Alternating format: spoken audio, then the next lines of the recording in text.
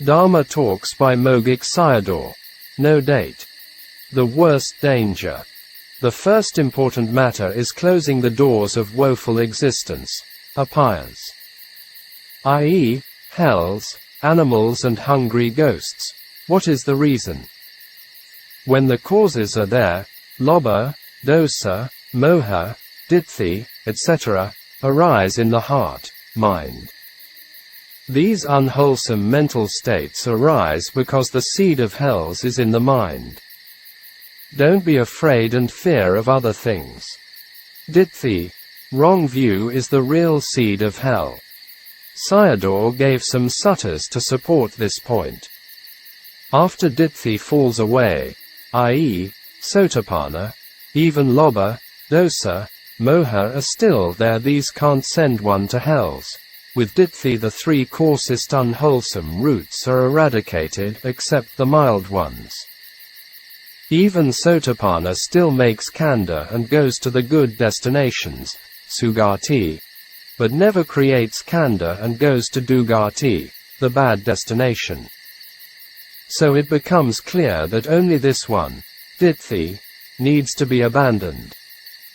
You don't need to be worried if ditthi falls away. In the Mahavedala Sutta, Minnesota 43, of Majjhima Nikaya, the Buddha mentioned as after eradicating ditthi, beings did not fall into apaya dugati, painful destinations. To strip away ditthi is the task of Sotapatti Magga, the path knowledge of the stream enterer. Dana, Sila and Samatha can't make ditthi fall away. For example, do you have ditthi or not? If I do it, then I'll get it. I.e., on dana. If I have sila, in next life I will have long life. In the Suttanipata, the Buddha mentioned that with the attaining of Sotapatti Magga would not fall into the four painful existences, apaya. There are many suttas on this point that refer to it. Without knowing the natural process of the mind and body with its impermanence, people are stuck by the ditthi. There are two ways to strip off ditthi. 1. Temporary, and 2. Destroy the cause. The temporary way has clear knowledge on the nature of mind and body and discerning of impermanence, is called Kula Sotapanna, small stream enterer. In the next life he will not fall into apaya, but he will be unsafe after the following life. The Buddha preferred the second way for us all. The way of destroying the cause, because ditthi arises by cause. This is the destruction of the underlying tendency, anusaya, with the path knowledge. The temporary way of stripping off ditthi is by insight knowledges. Its temporary cessation by discerning of impermanence. Continued to talk about three kinds of ditthi. The wrong view you all don't have is the view of annihilation, akeda ditthi. So, only two wrong views are left for you. Having the identity view, Saccaya ditthi, that view of eternalism arises. With the falling away of identity view, the other two are also gone. Even seeing a lot of Anicas in the Kanda in full volume, if having a teacher who can't explain it very well and Sasata ditthi not fall away. Therefore, the method of stripping off the wrong view is very important. Even in the Buddha's time some of his disciples had the wrong views that the Buddha himself or other great disciple helping them to have the right view. Nowadays many yogis also had this problem. Sayadaw's Dhamma talks are very good to deal with this problem. There are two phenomena, the mind and the body, nama and rupa, that are capable of knowing and be known. However, you are looking for the weight in mind, and it doesn't have it. What can be weighted is the body or form, rupa. Only you go in and disturb them that ditthi arises. It's clear by itself. Both of them, i.e., mind and body, are the real existence of Saccaya. Phenomenal existence and not the personal existence. It seems to be as wrong view. Sacca has to be translated as personal existence, and as a reality may be translated as phenomenal existence. You all go in and confusing them with the I-ness. It becomes wrong view, Ditthi. You have nothing to fear from him, except Ditthi. Even the Buddha had the Sacca, i.e., mind, body. But he didn't have Ditthi. In the mind Dhamma Lobha, Dosa and Moha are included in it, but they are real phenomenal existence. Sacca, if the I-ness goes in and makes it become confusion and Ditthi arises. Then take Sacca as I, me, etc. Phenomenon becomes personality. You all are always connecting or pairing him together, maybe like a beloved couple. Therefore, the Buddha had reminded us to destroy identity view, Sacca Ditthi. Using him as language is all right. The point here is taking it as a reality in thoughts and views. You all are mixing it up, although it can't be mixed up together. Mind, body are impermanent phenomena, so it never mix up with the I-ness in any ways. If you want to them mix Sacca with Samma Ditthi, right view, but never with wrong view, Miccha Ditthi. Therefore, without the help of a teacher is impossible. A Buddha had arisen to the world was for this important purpose or task. Mind and body exist that seeing only as mind, body become right view. That is seeing the reality of what is really having of it. Wrong view never runs away if right view not arises. It's not easy to rise Sugati, good destinations, directly if falling into apayas. It's especially here mentioned beings become man and deity from hell. Usually, beings are from hell to animal and then become hungry shades, but it could be directly from deity to hell. See Subrahma deity and his 1000 celestial nymphs. SN 2.17 Subrahmasuttam, SA I 88F DA E 750 MA I 190F. The lifespan in hells is no limit. You are succeeding of the first stage if you understand mind, body and discern impermanence. The lifespan in hells depends on the person and its type of action. Here, I would like to include a story in gist as food for thought. After the hermit Sumedha had the confirmation that he would become Gautama the Buddha in the future, his friend Megha left the lay life and became a hermit and student of Bodhisattva Sumedha. Past is a memory, now is the knowing and future is unknown. Unluckily for his downfall, a bad hermit went to their area and Megha met him and became a friend. Later he had disillusioned with the hermit life and returned to lay life. His life became worse and at last became an alcoholic and committed the heavy action of killing his own mother. After death, he fell into Maharavichi hell. Bodhisattva Sumedha became Gautama the Buddha after he fulfilled the 10 paramis for 4 incalculable and 100,000 eons. At that time Megha was born as a big fish in the sea, possibly a whale. A boat carrying Buddhists encountered this huge fish in the sea. Facing with this perilous situation, they cried out for help, calling out the name of Gautama the Buddha. After hearing the name of Gautama the Buddha, the animal went away. The name of the Buddha stirred up memories of his past. Clinging to the Buddha, he passed on and was reborn as a human being in Varanasi. He became a novice arahant with the name of Dharmaruciya. Dharmaruciyat Tharapadana, App. E.429f. There are many profound dharmas for contemplation. Here I only want to mention 2 of them, wrong view and the uncertainty in samsara. Closing square bracket. Dharma Talks by Mogok Sayadaw. no date. Importance of Dukkha Sacca. The samsara is very long for us without knowing the Four Noble Truths. To know one noble truth of dukkha is the most important one. In some suttas, the Buddha has said that he only teaches the dukkha and the ending of the dukkha. In the past and the future, what all other Buddhas had taught and will teach is the same thing. By penetrating of Dukkha Sacca, Samudaya Sacca, i.e., tanha, is abandoned. If you don't cut off from ignorance, avidya, and the connection with death is never cutting off. If khandha does not disappear, death does not disappear either, for the disappearance of khandha is Nibbāna.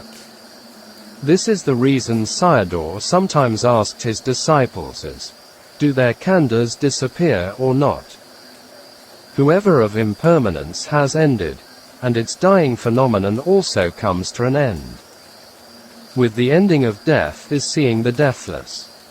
The seeing of impermanence is the beginning of insight, vipassana. The arising of phenomenon is udaya and its vanishing is bhaya. For example, a feeling, vedana, is arising. It's not there when you observe. In Burmese, it's fit, arising and payat, vanishing equals fit, payat. Seeing it with the 5 path factors, i.e., sati, viriya, samadhi and samadhi, sama sankappa. These 5 path factors are called karaka maggan functional or working path factors. In most of Sayadaw's talks, he emphasized vipassana knowledge, and it's also mentioned a lot by the Buddha himself. So, sometimes some Buddhists had misunderstood Sayadaw because it seemed he did not give much emphasis on the arising phenomena. It's not true if someone doesn't know the arising, and how does he know the vanishing? Buddha Dhamma is simple and direct but profound. Sayadaw's talks are also like that. With listening a lot will develop one's wisdom faculty. How did the commentary on Anguttara Nikaya say about impermanence? It was said that with the seeing of impermanence the 8 path factors would arise. Therefore, don't let doubt arise as, could I attain Nibbāna? After seeing Anicca, the yogi's duty is discerning of Anicca, just contemplate for seeing impermanence. By discerning of impermanence, you have to know that it arrives to the climax. It will continue to see in more details. Later vipassana knowledge is conducive to the path knowledge as anantara pakkayo, proximity condition. If not seeing impermanence, still not become the insider of the Buddha Dhamma, the insider of the Buddha Sasana. Because the Buddha Dhamma does not enter into the heart yet. Of these 2 knowledges of Lokiya Magga and Lokuttara Magga, mundane and supramundane knowledges, to get the Lokiya Magga is more important. The hindrances, nivaranas, are hindering the mind for seeing Anicca and Nibbāna. This talk was based on the 5 hindrances to explain the practice. The following talk also related to the 5 hindrances. Kukaka, remorse and worry could arise at the time of practice and near death. Remorse is thinking about negative things which one had done. Worry is thinking about positive things which one has not done yet. Dharma talks by Mogok Sayadaw. No date. Dealing with the 5 spiritual faculties and 5 hindrances. In vipassana practice you should know how to balance the 5 spiritual faculties of the contemplating mind, jnana. These 5 spiritual faculties are confidence, saddha, energy, viriya, mindfulness, sati, concentration, samadhi, and wisdom, panna. You also have to know how to expose the 5 hindrances. The 5 hindrances are sensual desire, kamachanda, aversion, vyapada, sloth and torpor, thina middha, restlessness and remorse plus worry, Uddaka Kakaka, and doubt, Visakicha. You also have to know how to keep up with the signs, nimitta, of vipassana, e.g., Anicca nimitta. Remember them very well. These are important. After dealing with the 5 spiritual faculties and the 5 hindrances, and you must keep up with the signs arising from the practice and not letting them disappear. In this way the practice will be successful. The 5 hindrances are covering up the objects of contemplation, such as the 5 khandhas and its impermanence, Anicca. The first one is balancing art of the 5 spiritual faculties. The second exposing and dealing with the 5 hindrances. The third one is keeping up with the vipassana nimitta. All these came from the story of Bhikkhu Sona in the Anguttara Nikaya. Sayadaw told Ven Sona's story. He did not get the result because of over-striving, i.e., viriya, effort, and he either could not deal with the hindrances which covered up the true nature of phenomena. With over-striving his mind was restless, and he did not know how to overcome it. So Ven Sona couldn't see impermanence. Then he thought about returning to mundane life. So, the mind was turning towards laziness, kosaja, which was refined dosa, dissatisfaction. By relaxing his energy and become lazy, with the giving up mind became restless. The mind of restlessness and laziness were arising in him like a struggle. Sayadaw gave the similes for these 2 hindrances of sloth and torpor or laziness and restless from the Sangharava Sutta, the Book of 5, Anguttara Nikaya, An. 5.193 Sangharavasuttam. The Buddha explained to Brahman Sangharava on the negative results of the 5 hindrances. A basin of water covered with algae and water plants. If someone wanted to check his facial reflection inside, he would not be able to see it clearly. In the same way, a mind obsessed and oppressed by sloth and torpor will not see the reality. A bowl of water stirred by the wind rippling and swirling into wavelets. If someone wants to examine his own facial reflection in it, he'll not see it clearly. In the same way, a mind obsessed and oppressed by restlessness will not see the reality.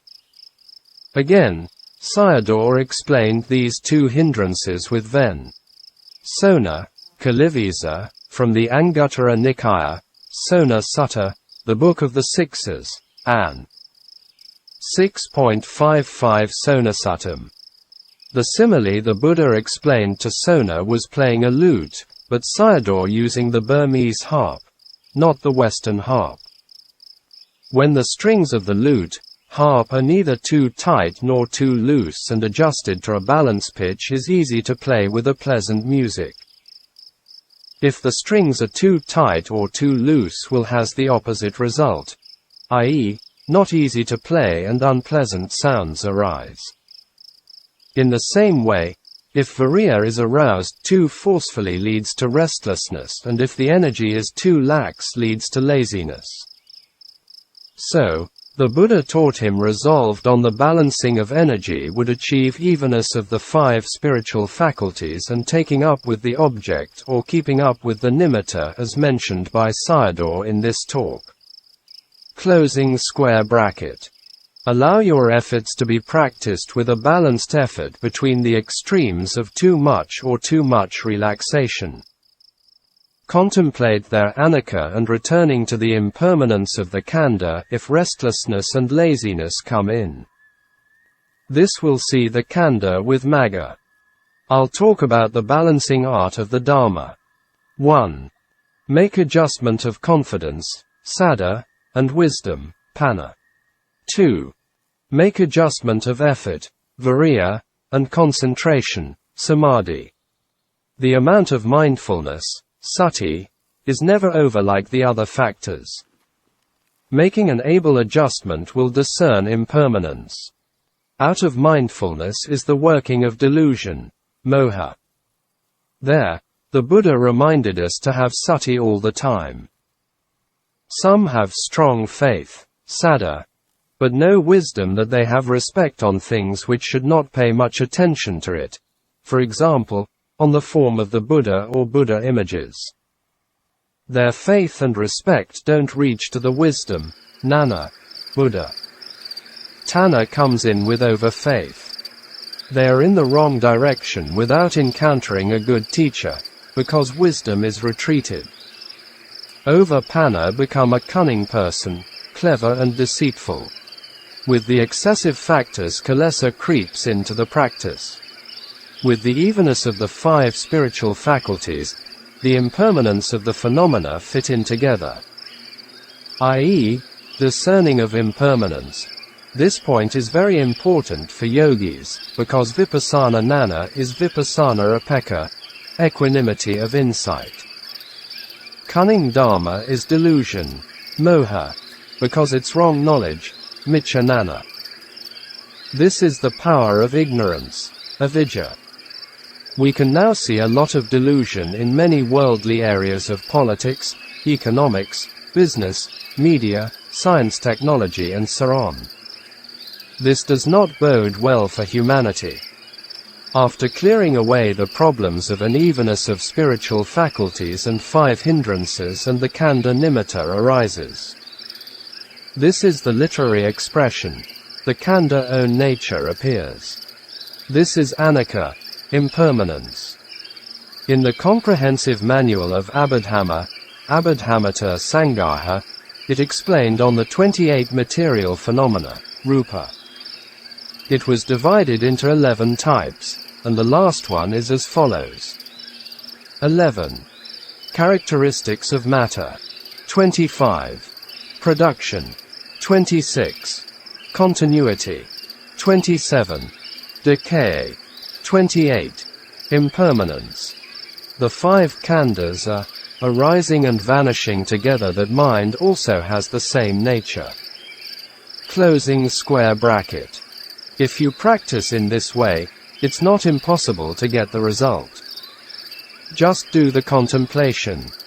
You can keep up with the nimitta longer, i.e., not miss Anicca, and Nibbāna will be closer to appear, very similar to the nimitta of jhana practice.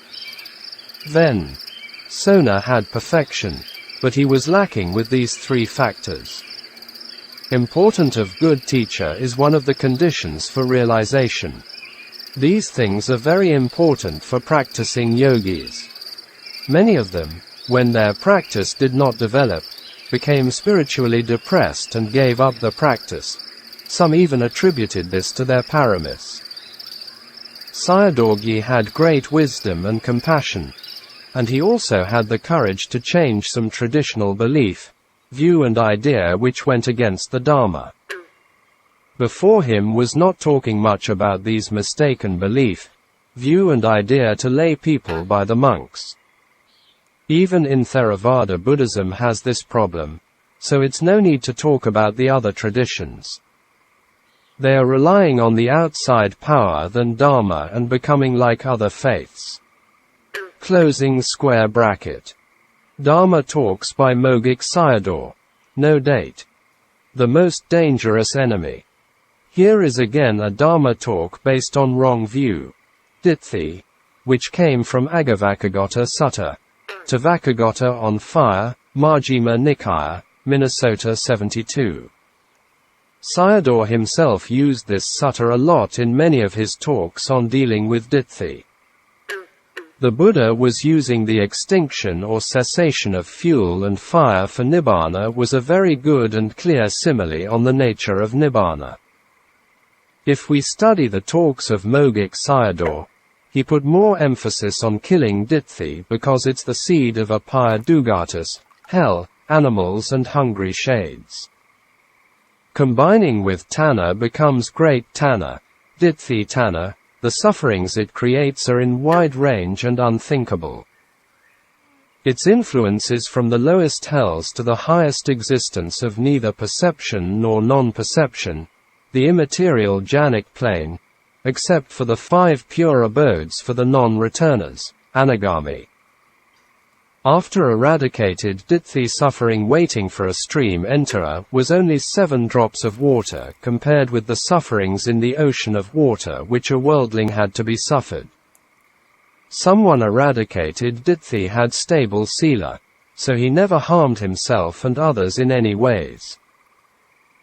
If we observe nowadays societies from family level to international level, we can see a lot of sufferings and problems come from ditthi, self-centered behaviors and conducts, selfishness, envy, jealousy, competition syndrome, unwholesome competitions, stinginess, hostility, violence, rivalry, ill will, etc.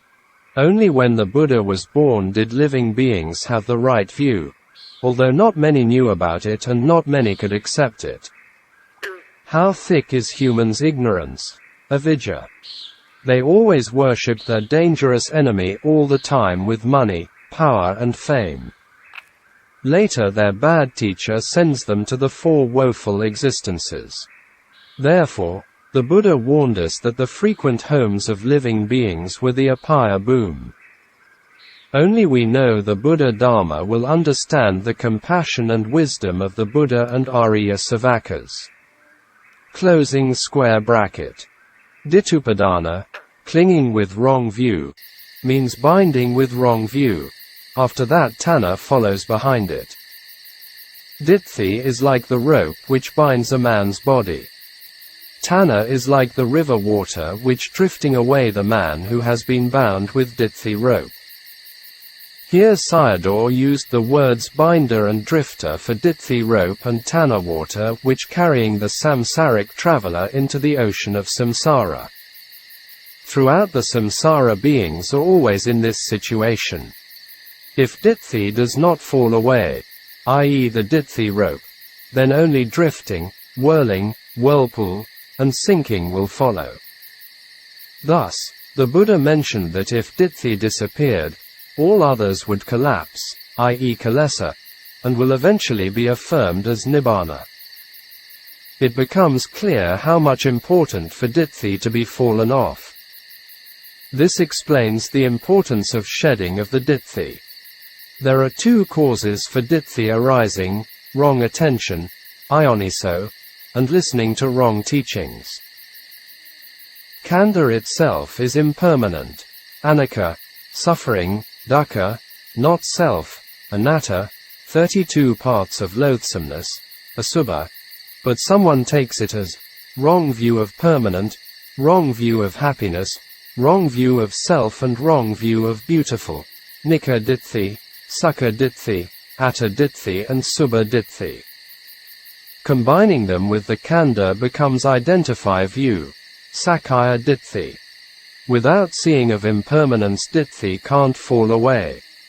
Sayadaw talked about the extensiveness of taint of view, Ditthasava and Vakagata Brahman. After ditthi falls away, i.e., momentary by contemplation, and doing dana it'll send one to the goal of Nibbāna, merit with right view and inspiration for Nibbāna or the ending of Dukkha. Because this kind of dana includes nana. Sayadaw always helps donors to have right view and attitude on dana practice. He encouraged them to perform the highest dana by enriching with insight, which also was taught by the Buddha. Also the donors should have the right attention and aspiration for ending dukkha. Otherwise, it becomes useless dana because it leads to becoming khandhas, which is dukkha sacca. Sayadaw's interpretation of dukkha is duk, disgusting, ka, useless right pointing arrow dukkha, disgusting and useless. Is it true or not? If a person dies, no one wants to keep her body around, for the remains become as disgusting and useless as a rotting log. Closing square bracket. Only with the understanding of da process that ditthi will fall away. This is one of the main reasons all living beings have the wrong view if no Buddha had arisen. With the ditthi off, we can appreciate the Nibbāna. Some Buddhists who had Ditthi do not appreciate Nibbāna because they want to come and go according to their own desires, bhava tanha. So, they postulated a doctrine of Atta Nibbāna. In the Sutta Vakkhagata, Brahman asked the Buddha, after the Arahant died, where did he reappear again? The Buddha's answer was, the term, reappear, did not apply to the Arahant. Actually, the Buddha had to answer him as, after the Arahant died and did not reappear but to Nibbāna. If the Buddha gave this direct answer, it would make Vakkhagata's mind confused. With Ditthi, wholesome merits will not pure, because Ditthi is Kilesa. Ditthi falls away that Nibbāna arises will be clear. Sayadaw explained the 12 links of Da process. In the 12 links of Da process only the fuel and fire exist, i.e., Khandha fuel and Kilesa fire, which are Dukkha and Samadaya. Dukkha has to be discarded, and Samadaya has to be abandoned. The fuel is consumed, and the fire is extinguished by cutting off the Da process. Freedom from the vatas, rounds of existence, these are Khandha vata, Kilesa vata and Kama vata, means that the fuel is consumed and the fire is extinguished. So, the fire has gone out and the fuel has finished is Nibbāna. Note on identity view and Arahant. Recently an advanced Vipassana yogi came to visit me and discussed on Dhamma. He has been practicing for many years, so I take it that he has overcome the identity view, Sakkaya Ditthi. He was talking about his own experiences and his doubt on the quality of Arahant.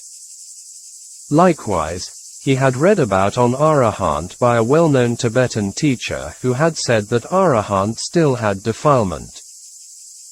The reason of his conclusion was, an Arahant had vasana, a habitual formation, habituation, so Arahant could not be pure like the Buddha, and he had to wait for a while in the future. And then continued his spiritual journey and became a Buddha. Where does the Arahant go and waiting for his future practice?